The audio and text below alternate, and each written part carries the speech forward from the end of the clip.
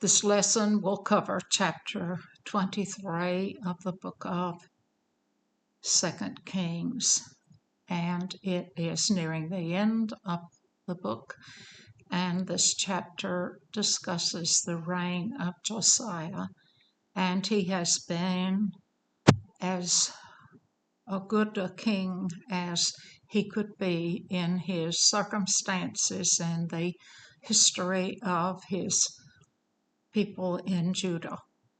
And you will see that even though he has been told that he will be spared the carrying away into Babylon, in the previous chapters, he will do some very serious house cleaning in the land in an attempt to try to pull these peoples into the plan God had for them.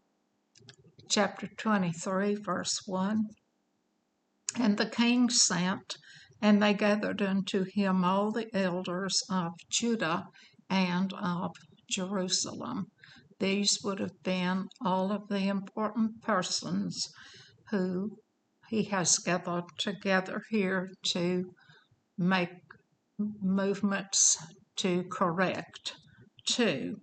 And the king went up into the house of the Lord, and all the men of Judah and all the inhabitants of Jerusalem with him, and the priests and the prophets and the people, both small and great. And he read in their ears all the words of the book of the covenant which was found in the house of the Lord. Now the high priest had found the Torah in the temple, and all these many years it had not been read, even though when God gave them instructions for the man king they insisted to have, one of the requirements was that he copy the commandments in his own handwriting so that he had his own copy of the law. 3. And the king stood by a pillar and made a covenant before the Lord to walk after the Lord and to keep his commandments and his testimonies and his statutes with all their heart and all their soul, to perform the words of this covenant that were written in the book. And all the people stood to the covenant, or in other words, they stood in agreement. Now these persons, it doesn't mean that the entire population went into the house, but they would have all been represented, both the great, the important, and the small persons who lived in there. Now this pillar would have been built by Solomon when the temple was built, and he stood in this very same place when the temple was dedicated. 4. And the king commanded Hilkiah the high priest and the priest of the second order and the keepers of the door to bring forth out of the temple of the Lord all the vessels that were made for Baal and for the grove and for the host of heaven, and he burned them without Jerusalem in the fields of Kidron, and carried the ashes of them into Bethel. Explaining this verse, the high priest would have been those like Hilkiah, and the second order would have been other Levitical priests. The keepers of the door would have been the Leviticus priest who conducted persons in and out. And of course they had Baal worship, and he's moved all this. And for the grove, that's Asherah, and I guess what their symbol of worship was: a male phallic piece. And he took all this and burned it. The fields of Kidron, it was more accurately translated the valley of Kidron. And interestingly, he carried the ashes to Bethel. Now, Bethel is in the north, where the 10 tribes have been carried away some long period ago, nearing 200 years. And Bethel was one of those places where Jeroboam had one of those golden calves. 5. And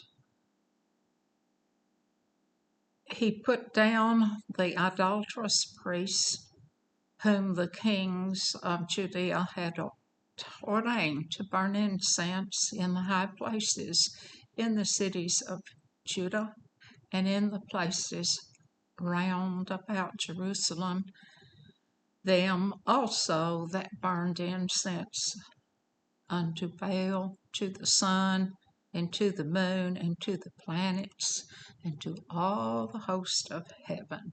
So these are persons who have been worshiping the stars and the moons, the zodiac, and Baal, and these are idolatrous priests. And when he says, the Bible said they were put down, it means that he put a stop to that practice. 6. And he brought out of the grove from the house of the Lord without Jerusalem unto the brook of Kidron, and burned it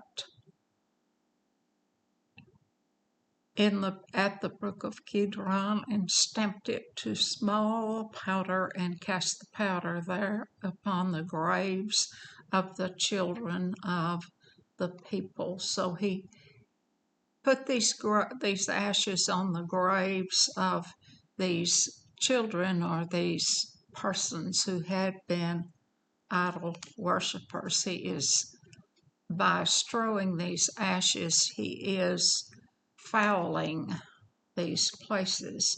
7. And he brake down the houses of the Sodomites that were by the house of the Lord, where the women wove hangings for the grove. Now, Sodomites would be male prostitutes, and those hangings, that would have been a way to carry the idols and parts of the idolatrous worship. And it would have had hangings, or kind of a veil or a curtain, and these would have kept them from view, and they were carried by 2 women. I would remind you that Deuteronomy 23, if you wish to look it up, verses 17 and 18 tell us that no man of Israel is to be a sodomite. 8. And he brought all the priests out of the city of Judah, and defiled the high places where the priest had burned incense, from Geba to Beersheba, and brake down the high places of the gates that were in the entering in of the gate of Joshua, the governor of the city, which were on a man's left hand at the gate of the city. So he defiles these high places, and that's from the north to the south. And this is the only place in the Bible that gate of Joshua is mentioned, and scholars have not accurately or even begun to suggest where it might be. These high places sometimes were used to worship God, but worship in those high places was illegal, as it should have been in the temple and not in these groves. 9. Nevertheless, the priests of the high places came not up to the altar of the Lord in Jerusalem, but they did eat of the unleavened bread among their brethren. So he is hosting a um, Passover, but they are unclean and they cannot come into the altar, and they did eat, but it was given to them. They could not come in and actively participate until they have been cleaned. And he defiled Topheth, which is in the valley of the children of Hinnom, that no man might make his son or his daughter to pass through the fire to Molech. Molech was a god who required child sacrifice, and that is what this says. And according to the Smith's Bible Dictionary, that word Topheth means the burning place. So they had a very special place to burn children, to seek the peace of Molech, a heathen god.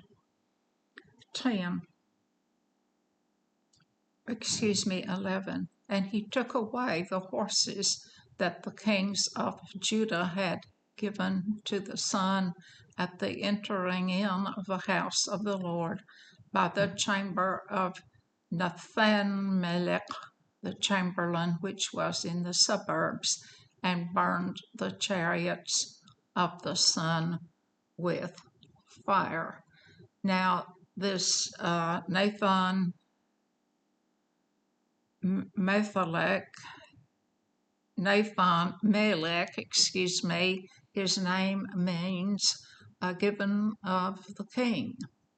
And this means that out in the early morning, before daylight, they would race chariots out to the east in worship of the sun.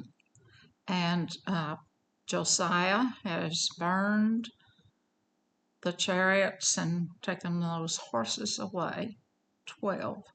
And the altars that were on the top of the upper chamber of Ahaz, which the king of Judah had made, and the altars that Manasseh had made in the two courts of the house of the Lord, did the king beat down, break them down from thence, and cast that dust of them into the brook of Kidron.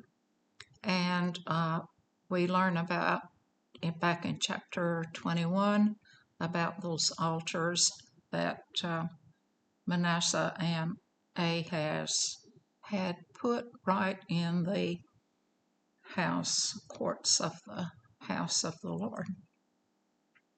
13. And the high places that were broken, that were before Jerusalem, which were on the right hand of the mount of corruption, which Solomon the king of Israel had built it for Ashtoreth, the abomination of the Sidonians, and for Chemosh, the abomination of the Moabites, and for Milcom, the abomination of the children of Ammon, did the king defile. Now that word Milcom is another word for Molech. Ashtaroth, interestingly, a goddess, a fertility goddess, and by way of the writings some 200 years after the crucifixion, the high holy day of our year, Easter, is named for Ashtaroth or Ishtar, a fertility goddess. And that was, of course, an attempt to make persons who might have been interested in practicing Christianity but had their own backgrounds to get them interested. In other words, change Passover to Easter for the goddess Ishtar. 14. The Moabites, of course, backing up here, the Moabites were worshiping Chemosh, who also was a god who required child sacrifice. The Moabites are part of the house of Israel because they are the offspring of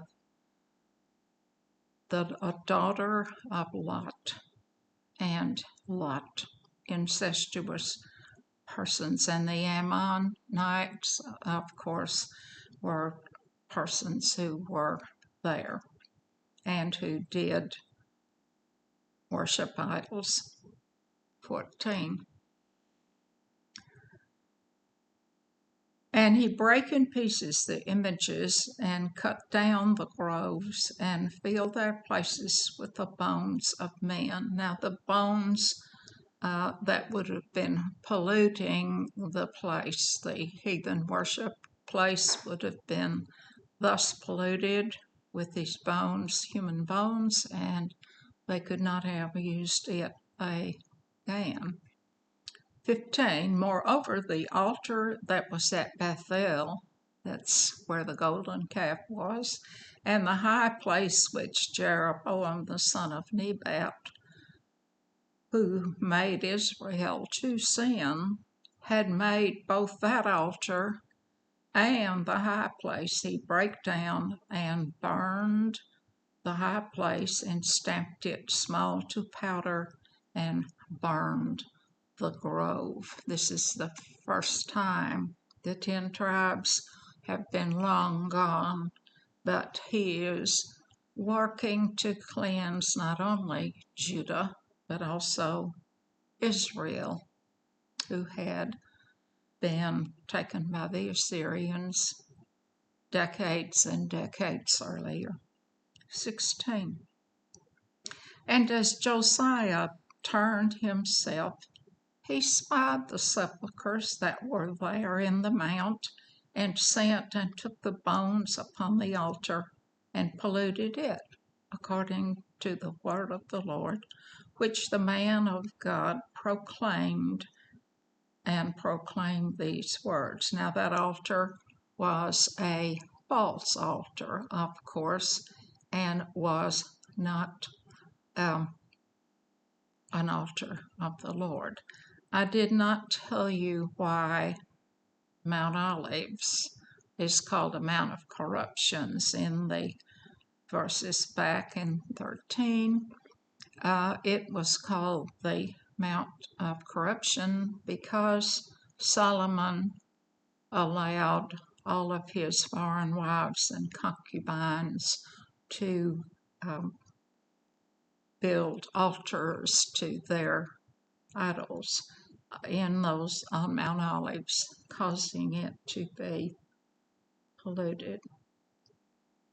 Now this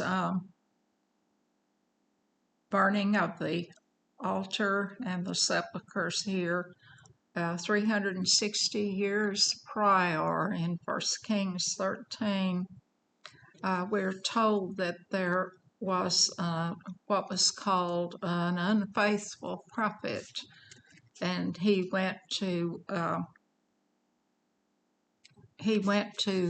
the house of Israel, and Jeroboam grabbed his hand, and Jeroboam's hand withered, and he asked the priest to ask the Lord to restore it, and his hand was restored. And then the unfaithful prophet, as he was called, was invited to go for bread and a little repast at the palace as the guest of Jeroboam, and he had been told not to do that, and so he went and partook in that.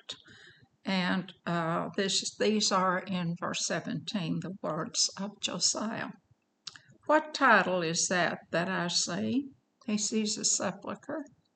And the men of the city told him, It is the sepulchre of the man of God, which came from Judah and proclaimed these things that has done against the altar of Bethel. So I just explained to you that's that false prophet. And now Josiah finds his sepulchre, the unfaithful servant. And what happened to him is that when he left Jeroboam's palace, he was eaten by a lion or killed by a lion. At least he did have a sepulchre. And he said, Let him alone. Let no man move his bones. So they let his bones alone and the bones of the prophet that came out of Samaria. Now, the prophet that came out of Samaria was indeed a false prophet. And he is the one who went to the prophet from Judah and told him that God had changed his mind and it would be perfectly okay if he went to dine with Jeroboam. And of course, the Lord didn't speak to him at all. So these two sepulchres, that prophet from Samaria asked to be buried there with that real prophet, and that these two sepulchres then will not be disturbed at the command of Josiah. 19. And all the houses also of the high places that were in the cities of Samaria, which the kings of Israel had made to provoke the Lord to anger, Josiah took away and did to them according to the acts that he had done in Bethel. So he treated those places exactly the same. And the word Samaria, originally the capital of Israel, and then the word Samaria simply means that part of the promised land which was claimed by those 10 tribes. 20. And he slew all the priests of the high places that were there upon the altars, and burned men's bones upon them, and returned to Jerusalem.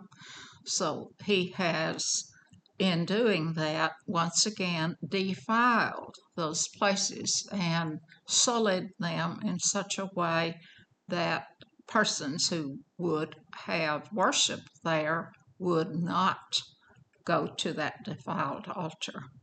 It would insult their idol. 21. And the king commanded all the people, saying, Keep the Passover unto the Lord your God. It is written in the book of the covenant. They had just read about how to do this and to do it correctly. 21. And the king commanded all the people, saying, Keep the Passover unto the Lord, as it was written in the book of this covenant. I repeated that verse, but it is important that he is following an order of worship outlined in the Torah. 22. Surely there was not holden such a Passover from the days of the judges that judged Israel, nor in all the days of the kings of Israel, nor the kings of Judah. Never had a Passover, and we've had years of kings, and we had years of judges. But in the 18th year of King Josiah, wherein this Passover was holden to the Lord in Jerusalem. So he is having it in Jerusalem. And Hezekiah, if you recall, he did have one Passover, but he bent the rules because of the idol worship that had been in the temple under Ahaz. And there were many, many unclean persons, and Hezekiah asked the Lord to allow these unclean persons to the priests were to offer for them. But Josiah's Passover will follow the absolute letter of the law. Now the law was to have been read on feast days. There were three at the time. Passover is one of them. 24. Moreover, the workers with familiar spirits and the wizards and the images and the idols and all the abominations that were spied in the land of Judah and in Jerusalem did Josiah put away, that he might perform the words of the law which were written in the book that Hilkiah the priest found in the house of the Lord. Demonic spirits, this would have been put away, and the demonic spirits would have been the fortune tellers and divination and such. So we see that Josiah is following what we hear from James in his first chapter, that we must not only hear the word, but we must do. So he has heard and he has done. 25. And like unto him there was no king before him that turned to the Lord with all his heart and with all his soul and with all his might, according to all the law of Moses, neither after him arose any like him. And he is a model for us, and that is what God wishes for us, to turn to the Lord with all our heart and all our soul and all our might, following the model set by Josiah.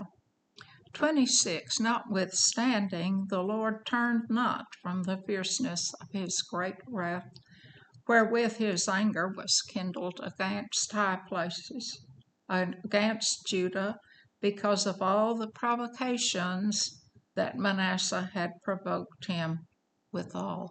Manasseh was an evil king, and the Lord had said that he would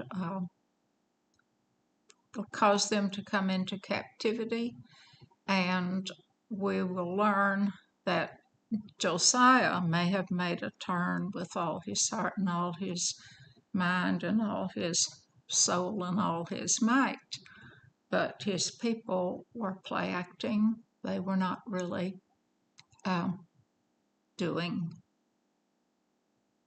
anything that was real. We learn in Jeremiah that the prophets were abused and there was no change. 27. And the Lord said, I will remove Judah also out of my sight, as I have removed Israel, which I have chosen, and the house of which I said, my name shall be there.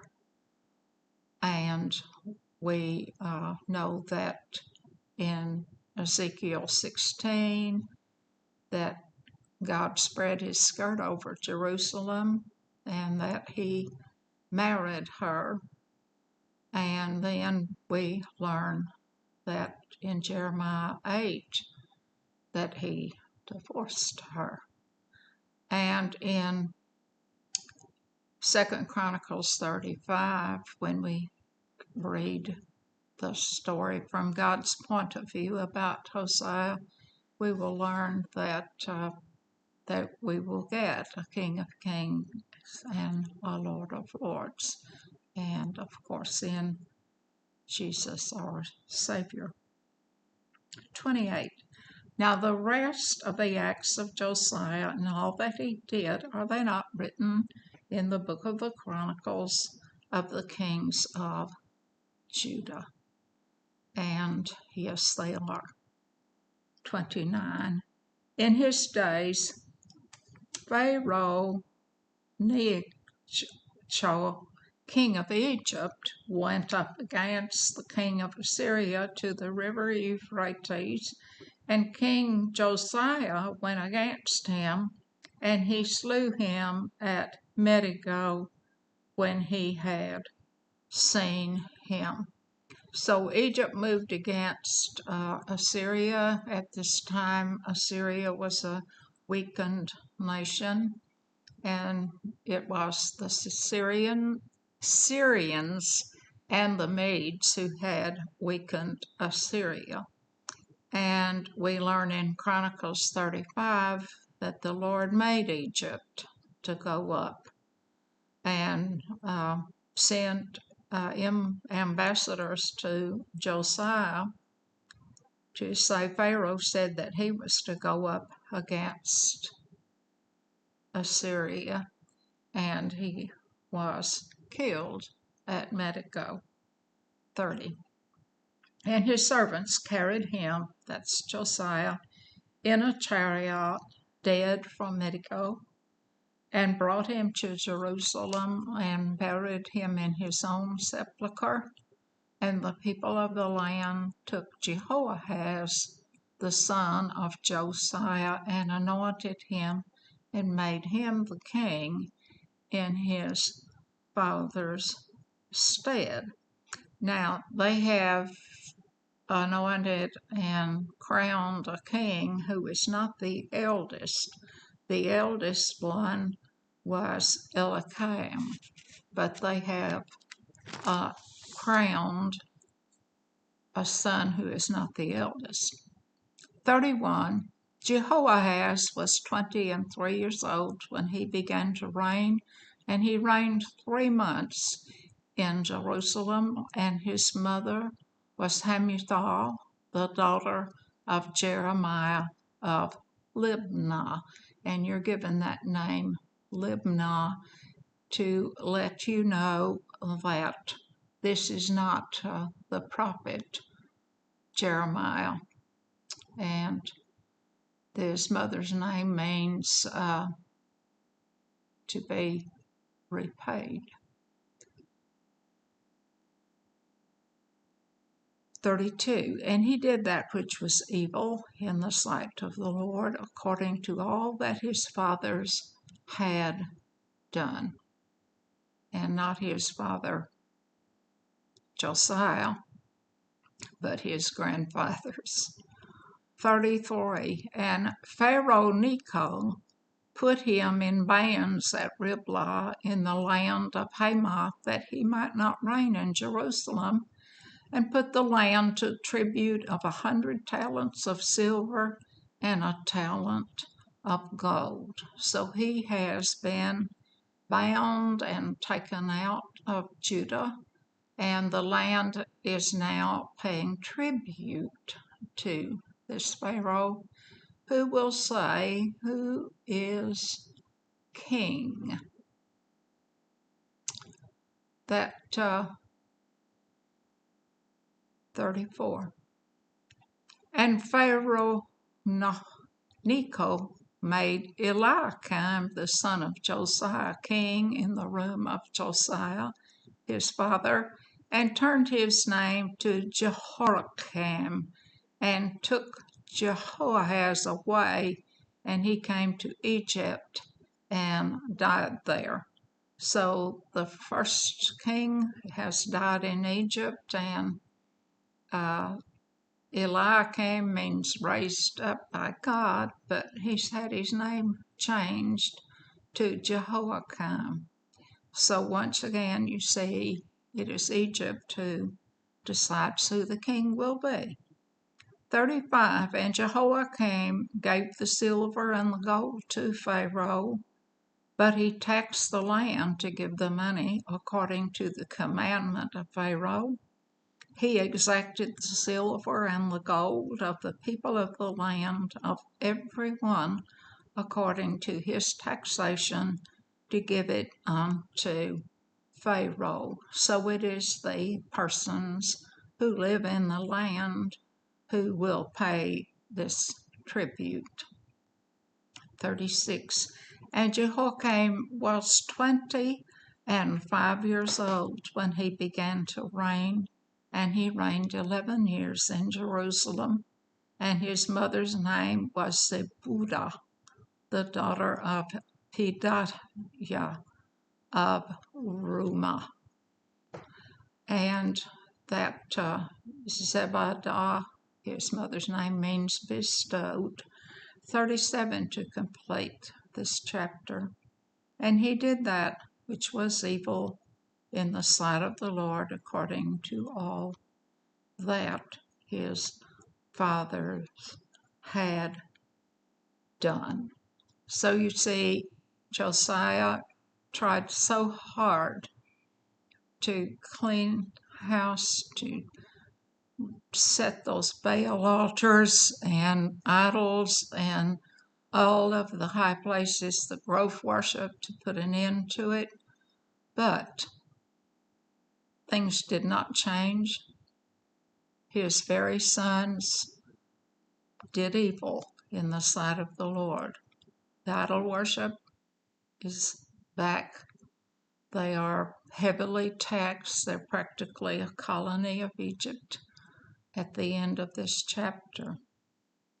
We are very, very close to the Babylonian captivity of the house of Judah. And we have 2 more chapters in this book of Kings, and those 2 chapters will cover those final years in Judah and the carrying away. Thank you for listening to this study. It is an outreach of the Essex Methodist Church in Essex, Missouri, and the Global Methodist Church in Dexter, Missouri, named Crossroads.